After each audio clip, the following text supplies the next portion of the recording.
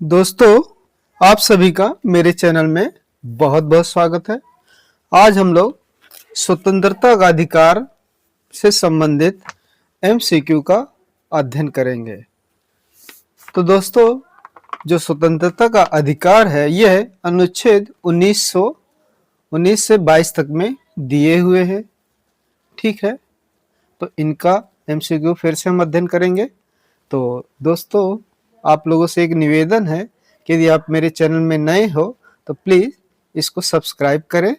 Thank you. आइए, पहला प्रश्न है हमारा कि अनुच्छेद 19 किस प्रकार के अधिकार से संबंधित है। तो देखिए, मैंने अभी बताया है कि अनुच्छेद 19 से लेकर के 22 तक क्या है, स्वतंत्रता के अधिकार से संबंधित है। तो जो इसका सही उत्तर होगा वो होगा बी, कि अनुच्छेद 19 स्वतंत्रता के अधिकार से संबंधित है। दूसरा प्रश्न है कि अनुच्छेद 19 का 1 के अंतर्गत नागरिकों को कितनी स्वतंत्रताएं दी गई हैं। देखिए दोस्तों, जब हमारा संविधान लागू हुआ था तो संविधान के थ्रू हमको 7 प्रकार की स्वतंत्रताएं मिली थी, जिनमें से जो 1978 में 44वें संविधान संशोधन द्वारा संपत्ति के अधिकार को हटा दिया गया था। तो इस प्रकार हमारे पास 6 स्वतंत्रताएं बची हैं। तो सही उत्तर बी होगा। तीसरा प्रश्न है, निम्न में से कौन सी स्वतंत्रता अनुच्छेद 19 में प्रदत्त नहीं है।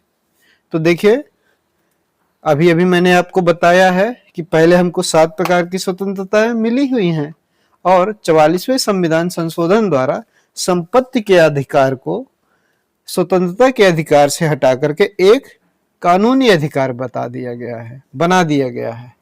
तो इस प्रकार जो हमारा सही उत्तर होगा वो होगा सी, संपत्ति का अधिकार क्या है, स्वतंत्रता अनुच्छेद 19 के अंतर्गत प्रदत्त नहीं है। ठीक है, तो अब चलते हैं चौथे प्रश्न में। वाक और अभिव्यक्ति की स्वतंत्रता किस अनुच्छेद में प्रदत्त है। तो देखिए, अनुच्छेद 19 के 1 में 6 प्रकार की स्वतंत्रताएं हैं। उनमें से जो पहली स्वतंत्रता है वो यही है कि वाक एवं अभिव्यक्ति की स्वतंत्रता है। तो इसको हम 19 का 1 का ए मानेंगे। इसको देखो इस तरह से ले सकते हैं कि सबसे पहले आपको बोलना है, बी में आएगा सभा करना है, तीसरे में आएगा संघ बनाना है, चौथे में घूमना फिरना है, पांचवें में निवास करना है और छठवें में जीविका कमाना है। तो देखिए, भारत में प्रेस की स्वतंत्रता किस अनुच्छेद से व्युत्पन्न होती है। प्रेस भी क्या करता है, हमारे बोलने की आजादी पर ही निर्भर होता है, क्योंकि बहुत सी बातें हैं जब हम कह नहीं पाते हैं तो हम प्रेस का भी सहारा लेते हैं। और प्रेस क्या होती है, जनता की ही आवाज होती है। इसलिए जो इसका सही उत्तर होगा 19 का 1 का ए होगा। देखिए, जो अनुच्छेद 14 है ना, ये क्या है, समानता के अधिकार से संबंधित है। अनुच्छेद क्या है 16 क्या है, अवसर की समानता है। और अनुच्छेद 22 ये भी है, स्वतंत्रता निवारक निरोध से संबंधित है। छठवां प्रश्न है, नागरिकों को शांतिपूर्ण और निशस्त्र होकर एकत्र होने की स्वतंत्रता किस अनुच्छेद में है। देखिए, जो सबसे पहले हमने बताया था कि अनुच्छेद 19 का 1 का ए था, वो क्या था, बोलने की स्वतंत्रता यानी वाक और अभिव्यक्ति की था। इसके ठीक बाद जो दूसरा आता है 19 का 1 का भी, वो क्या है, नागरिकों को कहीं भी बिना शस्त्र के शांतिपूर्वक एकत्र होने की स्वतंत्रता प्रदान करता है। तो आपका सही उत्तर होगा ए। सातवां है, भारत के किसी भी भाग में स्वतंत्रता पूर्वक घूमने की स्वतंत्रता किस अनुच्छेद में है। तो देखिए, मैंने आपको बताया है कि इस फार्मूले को याद रखना है कि सबसे पहले क्या करना है, बोलना है, सभा करना है, तीसरे में संघ बनाना है यानी अपना संगठन बनाना है, और चौथे में पूरे देश में घूम घूम कर उसका प्रचार भी कर सकते हैं। तो चौथे में आएगा यानी ए बी सी डी, यानी अनुच्छेद 19 का 1 का डी होगा। तो आप लोग समझ गए होंगे कि स्वतंत्रता पूर्वक घूमने की स्वतंत्रता अनुच्छेद 1 के डी में है। ठीक है दोस्तों, इसको आप याद रखेंगे। आठवां प्रश्न है कि भारत के किसी भी भाग में निवास करने और बसने का अधिकार किस अनुच्छेद में है? तो देखिए ठीक उसी के अगला है, यानी घूमने के बाद आपको क्या करना है, कहीं बसना है और विश्राम करने वाली स्थिति पे आ जाइए। तो ये अनुच्छेद 19 का 1 का ई होगा। सातवें के एक्सप्लेनेशन से आप लोग समझ गए होंगे कि सबसे पहले क्या है, बोलना है, एकत्रित होना है, संघ बनाना है, घूमना है और इसके बाद निवास करना है। 10वां प्रश्न क्या है कि भारत के किसी भी भाग में कोई भी व्यवसाय या व्यापार करने की स्वतंत्रता किस अनुच्छेद में है? ये बिल्कुल लास्ट वाला आता है और ये है 1 का जी। ओके दोस्तों, 10वां प्रश्न है कि अनुच्छेद 19 के अधिकार किसके लिए उपलब्ध हैं? अब देखिए अनुच्छेद 19 क्या है, आपको पता है कि ये स्वतंत्रता का अधिकार है और ये स्वतंत्रता का अधिकार है ना, यानी हमारे देश के में सभी को कुछ भी बोलना, सभा करना, ठीक है ना, संगठन बनाना, ये सब क्या है, ये एक देश के नागरिक को ही मिल सकता है, किसी विदेशी को किसी भी कीमत पे नहीं मिल जाएगा। यानी सभी व्यक्तियों को बिल्कुल नहीं मिलेगा, विदेशी नागरिकों को भी नहीं मिलेगा, केवल सरकारी कर्मचारियों को तो ये भी नहीं होगा। तो उत्तर आपका ए होगा। ठीक है दोस्तों, 11वां प्रश्न है कि अनुच्छेद 20 मुख्यतः किससे संबंधित है? ठीक है, तो देखिए अभिव्यक्ति की स्वतंत्रता अनुच्छेद आपकी 19 है, शोषण से मुक्ति आपका अनुच्छेद 23 और 24 है, आपातकालीन प्रावधान ये राष्ट्रपति वाले से संबंधित होंगे, ये बाद में आपको बताएंगे। तो इसका सही उत्तर होगा कि अनुच्छेद 20 मुख्यतः किससे संबंधित है? तो आपका उत्तर होगा बी, अपराधों के संबंध में संरक्षण से संबंधित है। ठीक है दोस्तों, ये आप लोग समझ गए होंगे। अपराधों के संबंध में क्या है कि यदि आपसे कोई अपराध होता है या आपके ऊपर कोई चार्ज लगाया जाता है तो उस संबंध में आपको कौन कौन से अधिकार प्राप्त होंगे, ये आपके अनुच्छेद 20 में वर्णित है।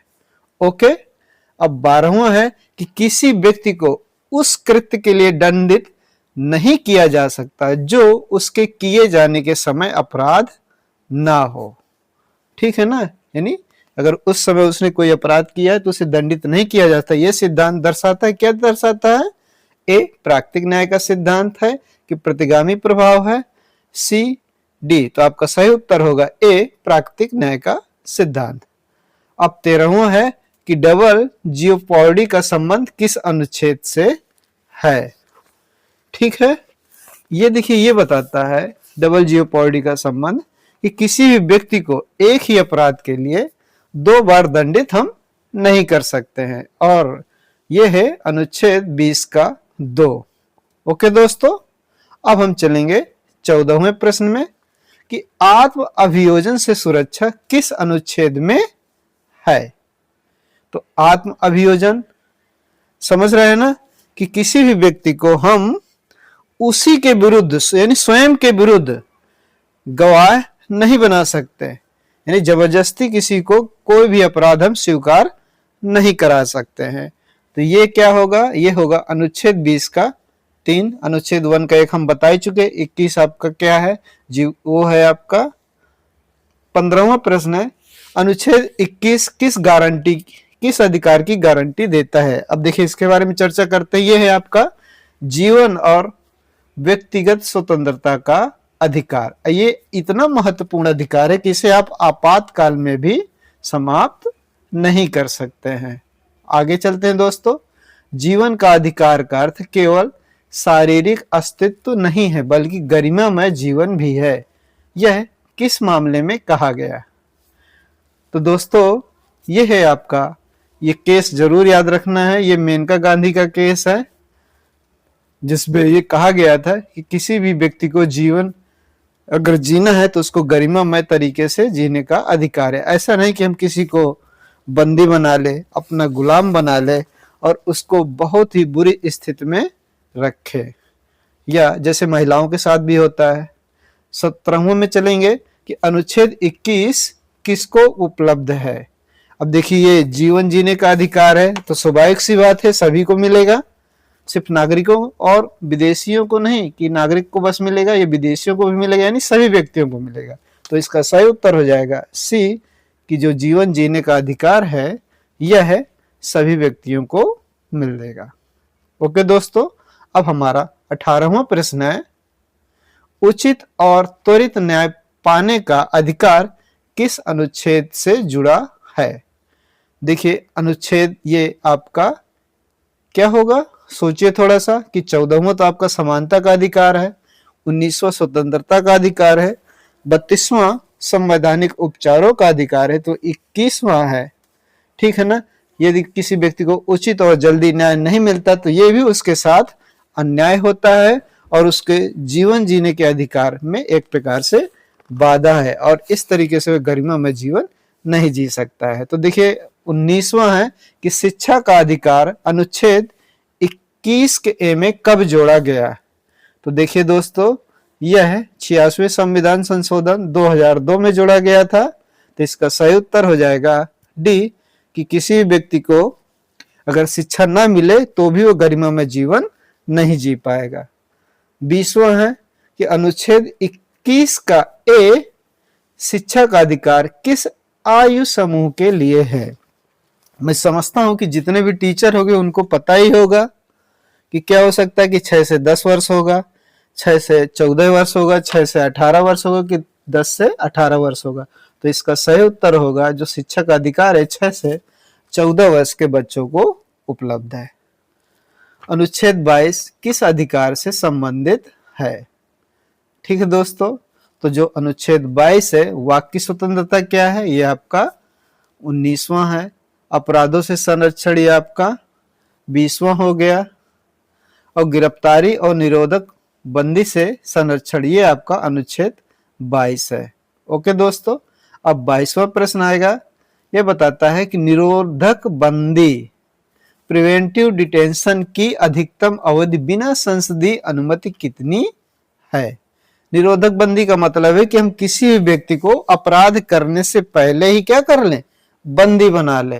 तो आप समझ सकते हैं कि कोई व्यक्ति अपराध नहीं किया है और उसे सिर्फ हम शक के आधार पर कितने दिनों तक अधिकतम रख सकते हैं? तो इसका सही उत्तर होगा हाँ बी 3 माह तक। और संसदीय अनुमति से कितना होगा कि संसद की अनुमति से निरोधक बंदी की अधिकतम अवधि कितनी हो सकती है? तो देखिए 3 महीना तो क्या न्यायालय के ऑर्डर पे हो सकता है और 6 माह 9 माह कि 12 माह क्या होगा? तो देखिए जब संसद आपको अनुमति देता है तो किसी व्यक्ति को आप मैक्सिमम 12 माह तक यानी 1 साल तक इस कानून के तहत बंदी बना सकते हैं। ठीक है दोस्तों, अब 24वां प्रश्न है कि भारत में निरोधक बंदी की अवधारणा किस देश से ली गई है? अब देखिए अमेरिका, फ्रांस, रूस, कोशिश करिए ब्रिटेन में क्या हो सकता है? तो देखिए ये सब काम क्या है, ब्रिटेन का ही है। ये क्या करते थे जब हम लोग गुलाम थे या इनके अंडर में जितने भी देश गुलाम थे तो उन्हें लगता था कि कोई भी व्यक्ति हमारे देश के खिलाफ क्या कर सकता है, विद्रोह कर सकता है या हमारे अपने देश को आजादी के लिए विद्रोह कर सकता है, ठीक है ना। या कोई संघ बना रहा है तो वो ये सब काम करते थे कि उसी को वो क्या करते, बंदी बना लेते थे ताकि वो अपने देश में जनता में जागरूकता न फैला सके। इसलिए किस देश का काम है, ये ब्रिटेन का काम है। ओके दोस्तों, तो अब हमारा 25वां प्रश्न की राष्ट्रीय सुरक्षा अधिनियम किससे संबंधित है?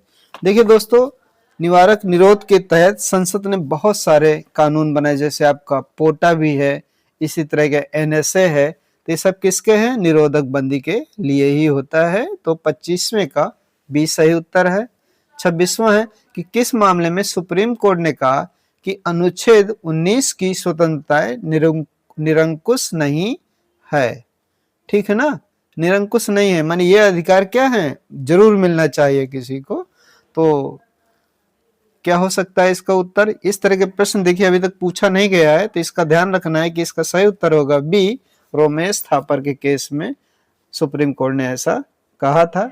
27वां प्रश्न है कि किस ऐतिहासिक मामले में सुप्रीम कोर्ट ने गोपनीयता का अधिकार को मौलिक अधिकार घोषित किया? देखिए गोपनीयता का मतलब है कि किसी व्यक्ति की हम गोपनीयता को भंग नहीं कर सकते, किसी के उसकी अनुमति के बिना उसका टेप क्या कर सकते हैं, मतलब उनकी कॉल भी रिकॉर्ड नहीं कर सकते। तो ये आपका केस है सी पुत्तस्वामी केस 2017।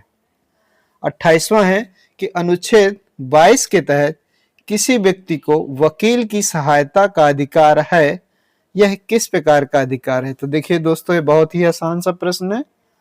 यह है मौलिक अधिकार है ना, मौलिक अधिकार।